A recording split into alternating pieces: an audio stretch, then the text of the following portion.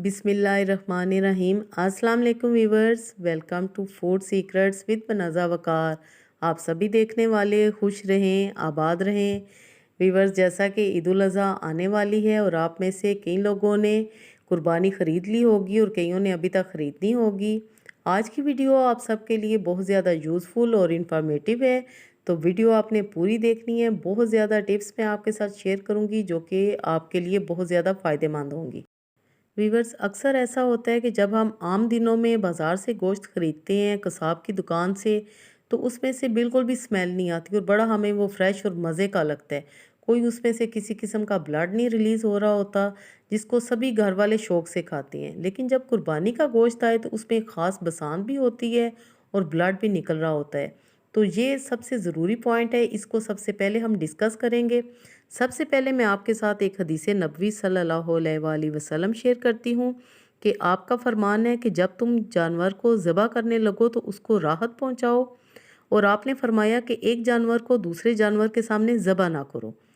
इसकी डिटेल में जाते हैं तो हमें पता चलता है कि जब हम एक जानवर को दूसरे जानवर के सामने ज़बह करते हैं तो जो दूसरा जानवर होता है उसमें एक खौफ सा पैदा हो जाता है, वो डर जाता है और उस खौफ की वजह से उसमें एक हार्मोन डेवलप होता है जिसको हिस्टोमिन कहा जाता है। हिस्टोमिन जब डेवलप होता है तो वो खून की नालियों को फैला देता है, और जब उस जानवर की कुर्बानी हो तो उसमें ब्लड रह जाता है और उसका सारा खून निकलता नहीं है। और दूसरा ये कि जिस आले से जानवर को ज़बह किया जाए वो तेज़ होना चाहिए, वो कुंद बिल्कुल भी नहीं होना चाहिए, सारा खून निकलना चाहिए। अगर जानवर में खून रह गया तो यही खून उसकी स्मेल का बायस बनता है, और जो कि गोश्त हम खाते हैं तो वो भी हमें हज़म नहीं होता और हमारी सेहत को भी नुकसान देता है। तो चलिए मैं अब आपके साथ टिप्स शेयर करती हूँ कि जब कुर्बानी हो जाए, उसका गोश्त आ जाए, तो आपने उसको वॉश कैसे करना है और स्टोर कैसे करना है। सबसे पहला तरीका ये है कि आपने आटा लेना है। अगर आपके पास 2 किलो गोश्त है तो आधा कप आटा, अगर 4 किलो गोश्त है तो 1 कप आटा। नॉर्मल आटा आपने लेना है और सबसे पहले आपने आटे को गोश्त पे इस तरह फैला के लगा देना है। 10 मिनट के बाद आपने गोश्त को अच्छी तरह वॉश कर लेना है और किसी छलनी में इसको डाल के रख देना है। फिर आपने इसके पैकेट्स बनाने हैं और इसको स्टोर करना है। दूसरा तरीका ये है कि आपने गोश्त को पानी में डिप करना है और उसमें आपने डाल देना है सिरका। सिरका इस तरह होना चाहिए कि अगर 1 किलो गोश्त है तो उसमें 2 चम्मच सिरका। 15 मिनट तक आपने इसी तरह गोश्त को डिप रखना है। फिर आपने गोश्त को नॉर्मल टैप वाटर से वॉश कर लेना है और छलनी में डाल के स्क्वीज़ होने के लिए छोड़ देना है। फिर आपने उसके पैकेट्स बनाने हैं। तीसरी बात यह है कि जब आप ये गोश्त निकालेंगे फ्रीज़र में से पकाने के लिए, तो सबसे ज़रूरी बात, आपने साबुत गरम मसाले का ज़रूर इस्तेमाल करना है और लहसुन का इस्तेमाल भी आपने ज़्यादा करना है। पिसा हुआ गरम मसाला जब आपकी कोई भी रेसिपी तैयार हो जाए तो आपने एंड में ज़रूर डालना है, और उस पिसे हुए गरम मसाले में जायफल और जावित्री का होना बहुत ही ज़रूरी है। जैसा कि व्यूवर्स, आपके यहाँ भी ऐसा ही होता होगा कि कुर्बानी वाले दिन जब कुर्बानी हो जाए तो सबसे पहले सभी घर वाले कहते हैं कि कलेजी बनाई जाए और कलेजी फ्राई की जाए। कलेजी बनाना कोई मुश्किल नहीं है, मेरे चैनल पे आपको काफ़ी सारी रेसिपीज़ फ्राई कलेजी की मिलेंगी। लेकिन ज़रूरी टिप मैं आपके साथ शेयर करूं कि जब आप कलेजी काटें और एक बाउल में रखें तो आपने लहसुन को छिलके समेत आपने कुचल के या कूट के आपने कलेजी पे लगा देना है, सिंपल। अभी आपने वॉश नहीं करनी, पहले आपने लहसुन लगा देना है छिलके समेत, छिलका नहीं आपने उतारना।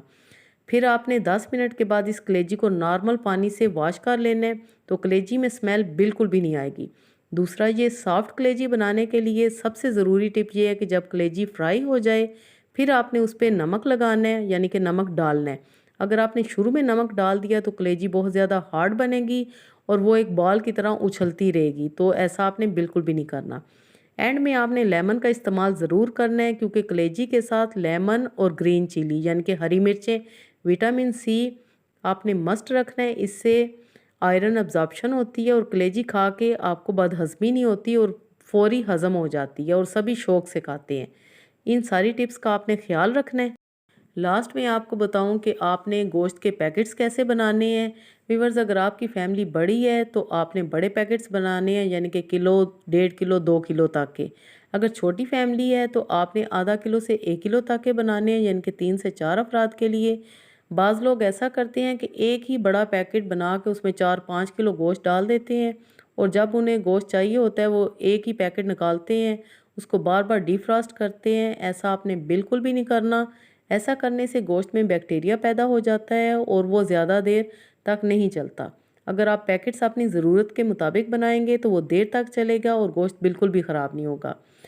फिर आपने ये करना है कि आपने फ्रीज़र को ईद से पहले अच्छी तरह साफ़ कर लेना है और फ्रीज़र में आपने कोयला या लहसुन या लेमन काट के इन तीनों चीज़ों में से कोई सी एक चीज़ आपने फ्रीज़र में रख देनी है।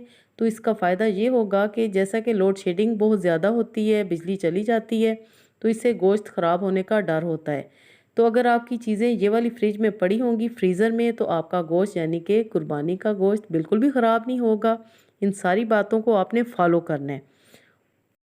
जी, एक और इन्फॉर्मेटिव टिप आपके साथ शेयर करूं कि अगर आपके इलाके में ऊँट की कुर्बानी हो रही हो और आपकी तरफ भी गोश्त आए, तो उस गोश्त का आपने एक तो मज़ा उठाना है, वो तो खा के उठाएंगे, लेकिन उस गोश्त की हड्डी आपने किसी भी अपने गार्डन में या कच्ची जगह में या बाहर गली में आपने वो दबा देनी है।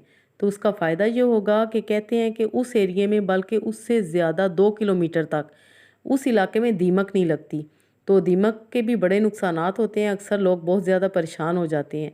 तो ये ख़ास टिप थी, इसको भी आपने शेयर करना है और आपने इसका फ़ायदा उठाना है। जी, तो व्यूअर्स ये थी आज की सारी टिप्स एंड ट्रिक्स। उम्मीद है आपको ज़रूर पसंद आई होंगी।